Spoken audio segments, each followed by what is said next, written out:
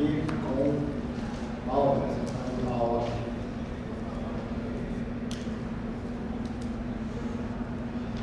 Para nós pensarmos os dilemas da formação do presente, é muito importante que nós analisemos com cuidado o que ocorre com as instituições de ensino superior. Em outras palavras, é possível identificar alguma linha, alguma nervura que caracterize, digamos assim, as mudanças enormes que estão acontecendo na educação superior brasileira? Desde a década de 80 e, sobretudo, já no início da década de 90, uma hipótese foi levantada por diversos estudiosos.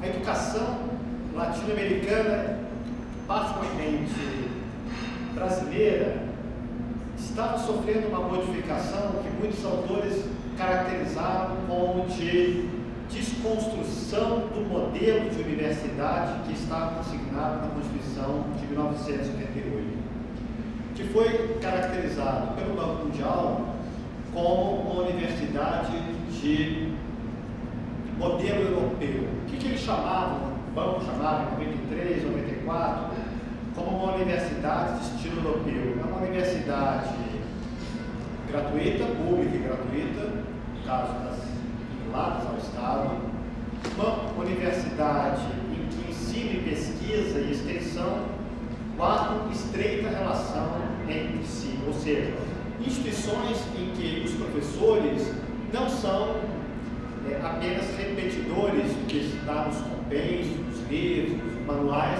mas são pessoas que atuam, estão dedicadas à produção do conhecimento e que os estudantes também devem vivenciar no seu percurso formativo experiências muito específicas, seja de pesquisa em laboratórios, seja de seminários, de grupos de estudo, momentos de maior concentração, recolhimento, de forma que fosse possível na universidade uma formação mais integral, que os alemães têm uma expressão interessante chamada Bildung, uma formação mais humanística, crítica, científica, mas que assegurasse a todos os jovens que passam pela universidade uma apropriação mais profunda e sistemática do conhecimento historicamente produzido, que envolve necessariamente o conhecimento dos autores clássicos, etc. O Banco Mundial argumentava que este modelo de universidade, que eles chamaram pejorativamente de um modelo europeu, claro que aqui eles estão se referindo ao modelo da Universidade de Berlim, foi criada uma instituição autônoma em 1809, 1810, por Humboldt, de que a universidade deve ser um espaço de liberdade ilimitada, ou seja, e que os professores devem estar permanentemente vinculados à produção de conhecimento para que existam esses espaços formativos mais sistemáticos, mais profundos, etc. Então, o Banco Mundial caracterizava este modelo de universidade como um modelo na América Latina, na África e no sul da Ásia, que ele caracterizava como um modelo anacrônico.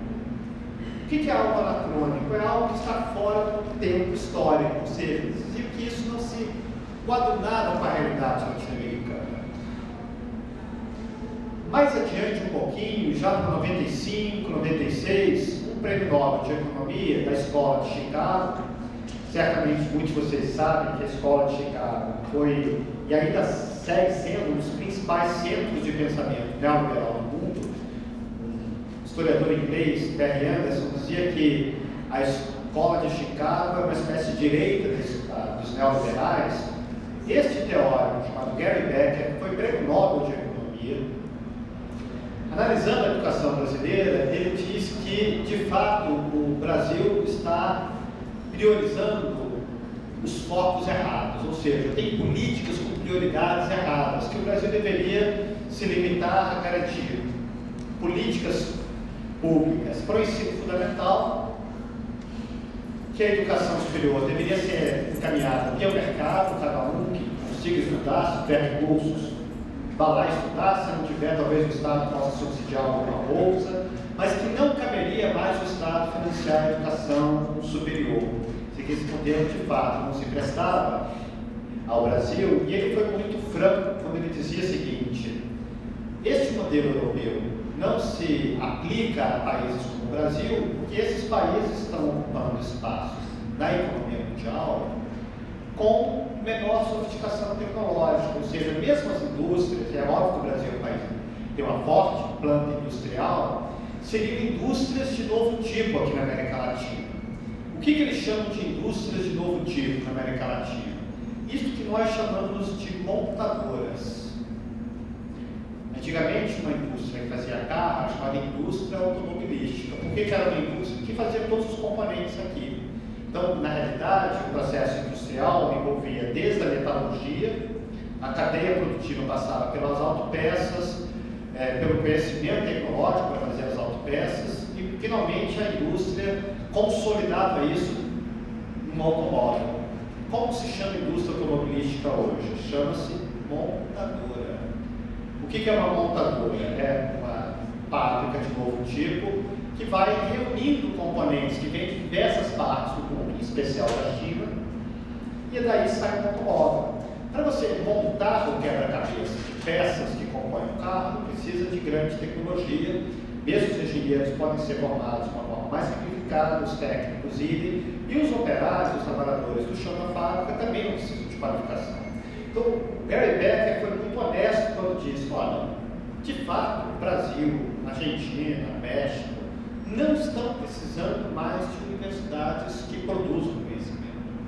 Daí porque ele entendia que, coerente com o que o Banco Mundial estava falando um pouco antes, no famoso documento 94, Banco Mundial e Educação Superior, as lições derivadas da experiência, era preciso duas linhas de política para a educação superior brasileira, latino-americana, de África e do sul da Ásia.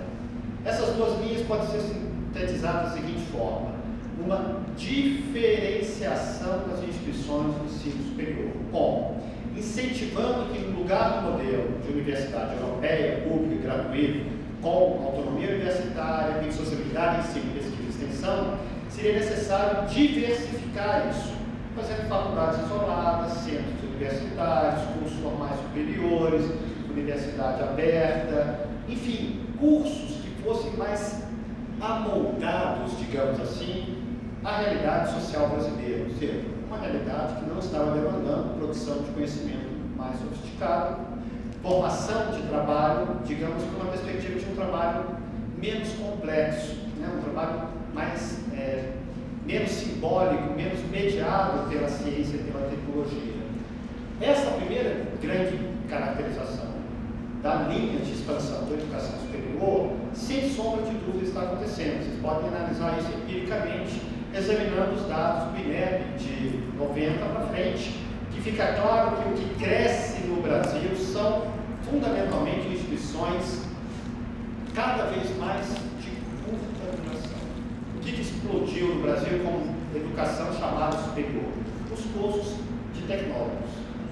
É o que mais cresce hoje, assim como as faculdades isoladas que estão espalhadas em diversos shopping centers do país inteiro. Ou seja, são instituições que vão se capilarizando na sociedade, mas são instituições muito simplificadas em termos de oferta de educação superior. Tanto é verdade que o próprio Banco Mundial, desde 2002, não fala mais em educação superior no Brasil. Quando ele fala da América Latina e da África, ele sempre se refere à educação terciária. O que é uma educação terciária? É uma coisa que acontece depois do ensino médio, que não necessariamente é uma educação superior.